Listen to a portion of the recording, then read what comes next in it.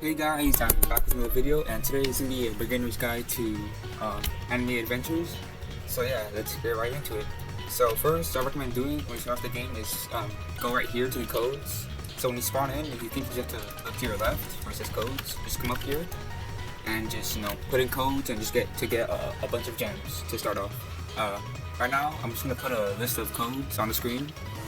Some of them might be expired, but still try all of them anyways. You're also going to get some summon tickets. I'll talk about later what they do. And yeah. Alright, next I'm going to be talking about is the summon, or the banner, or whatever you guys want to call it. So it costs 50 gems to do a single and 500 to do a multi. If you have VIP, it's going to cost 40 gems to do a single and 400 gems to do a multi, or a times 10 summon. So the banner resets every hour, so like 1 o'clock, 2 o'clock, 3 o'clock, 4 o'clock. There's also a pity. So there's a pity for legendary and mythical. For the legendary pity, it's 2,500 gems. If you have VIP, it's 2,000 gems.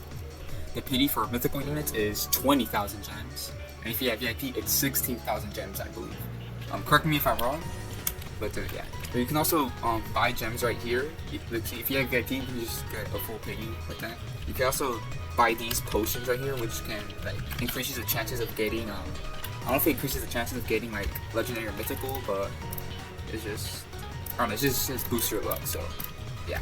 One thing I forgot to mention is that there is a secret unit. His name is Lulu, or his common name is Lulu. I could put some pictures of him on the screen, but he is very rare. He's super rare. He's rarer than a mythical. This is just like a solid. This is just a guess, but he's probably like 0.05% like chance to get him, or like 0.01% chance. Probably somewhere around there. But yeah, he's a secret unit. He is very rare. So if you happen to get him, you use him. You literally beat the game if you just happen to get him, you just start the game. But yeah, let's move on. Right, next I'll be talking about is the traveling merchant, or Bulma. She's basically gonna put random stuff on the shop. She can sell stuff like this, evolution items. I'll talk about later what they do. Star remnants. Again, I'll talk about later what they do. Same thing, and star fruits. You can buy those with gems. She also sells some of these potions. I know she sells the super lucky potions, but I don't know if she sells the ultra lucky potions. They all cost gems. The evolution items, they can cost 2,000 to 3,000 gems. The potion, I've only seen the green one on stock, and that one costs 200 gems. The star remnants is 400 gems. The star fruits, I think it's like 50 gems to 400 gems. And she also she also sells summoning tickets, which is 500 gems. I recommend buying that because that's just a free single summon, and gold is very easy to get. She sells tickets for 500 gold, and she also resets every hour, but it's a little different from the banner. So the banner is like 1 hour, is like every hour, so 1, 2, 3, 4, 5 o'clock. But she resets every 1:30, 2:30, 3:30, 4:30, and so on. So yeah, moving on. Alright, next I'm gonna be talking about like the story mode. This is a tower defense game, so I don't really have to explain much. So you basically just go here to equip your units. Just click on them, click on equip, and all that.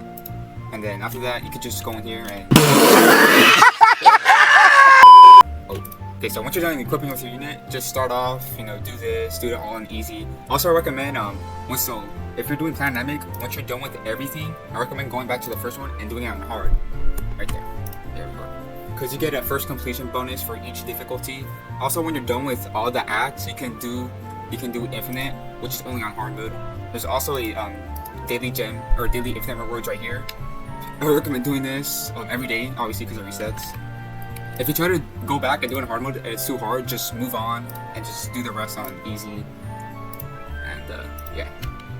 Alright, I'm now going to be talking about quests. So there's daily quests right here. I already completed some, but daily quests, I'm pretty sure it's different every day. So it's just random. So right here it's just like kills, it just kills enemies, clear 2 challenges. And there's also a quest when you complete all the daily quests, so you can get a good amount of gems once you complete all the daily quests. There's also the main thing, it's just basically defeat like the boss, so White Hunter. It's basically like the act or the story I'm on. That's basically what it is. But yeah, that's about it for quests. Let's move on. Right, I'm gonna be talking about units, or what to do right here. So right here, obviously, is just to equip, unequip. Right here, feeding. It's basically you can get some of this stuff from the story mode. this is how you like level up your units. It's not like, if you're familiar with auto defense, you don't use other units to feed units, you know. So if you have like a bunch of useless units, I recommend just selling them just for free gold and use that gold to buy summoning tickets from the traveling merchant. And view is just that. Yeah. I don't know what to do with that. And yeah, that's about it. Let's move on. Alright, next up is challenges. So challenges, it's gonna be random every time. I believe it resets just like the traveling merchant. It resets every 1:30, 2:30, 3:30, 12:30, 5:30, and so on. So it's just random. It's gonna show like a random story mode. You have to. So like right here it says it's the Attack on Titan story mode. If you haven't beaten the this specific Attack on Titan story mode, then you can't do it. So you have to beat the story mode that like it's showing to be able to do the challenge.